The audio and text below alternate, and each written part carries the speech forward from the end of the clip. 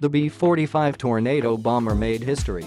The North American Aviation B-45, which made its first flight in March 1947, achieved a slew of firsts. By Peter Suciu. There is no denying that American air power played a crucial role in bringing Nazi Germany and the Empire of Japan to their proverbial knees. American bombers including the B-17 and B-24 dominated the skies over Germany and Japan, but by war's end, both were clearly aging technologies. Even the B-29, which carried the atomic bombs were used on Japan, was designed before the United States entered the war. In 1944, the U.S. Army Air Corps faced a threat from the German jet aircraft including a jet bomber and issued a design competition for a jet-powered bomber. The U.S. War Department set forth a number of requirements for the bomber, but the war ended before much progress was made. Efforts to develop a jet bomber were further delayed by post-war cutbacks, but as tensions with the Soviet Union mounted it became apparent that a jet bomber was necessary. It was the first four-engine jet bomber to fly, the first American production jet bomber, the first jet bomber capable of carrying an atomic bomb, and the first multi-jet reconnaissance aircraft to refuel in mid-air.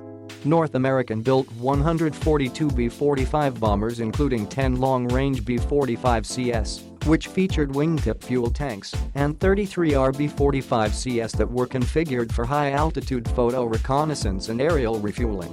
The aircraft was light on armament with just 2.50 caliber machine guns in the tail, but it could carry 22,000 pounds of bombs, essentially making it a light bomber. It was powered by 4 General Electric J-47 engines that each provided 6,000 pounds of thrust. The B-45 had a maximum speed of 570 miles per hour and a range of 1,000 miles with a ceiling of 37,500 feet. The aircraft was an important part of the United States nuclear deterrent for several years in the early 1950s until the bombers were replaced by the Boeing B-47 Stratojet. The B-45 saw service in the Korean War, where it proved its value as both a bomber and as a high-altitude reconnaissance aircraft, and was able to outrun and outmaneuver the enemy's MiG fighters.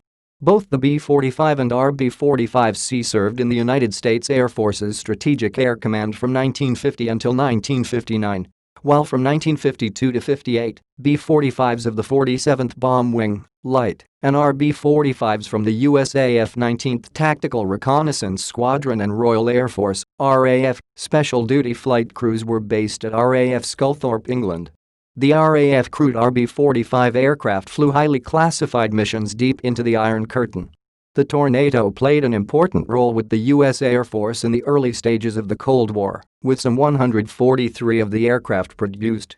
Today only 3 Tornadoes still exist in presentation form, including one at the National Museum of the United States Air Force in Dayton, Ohio.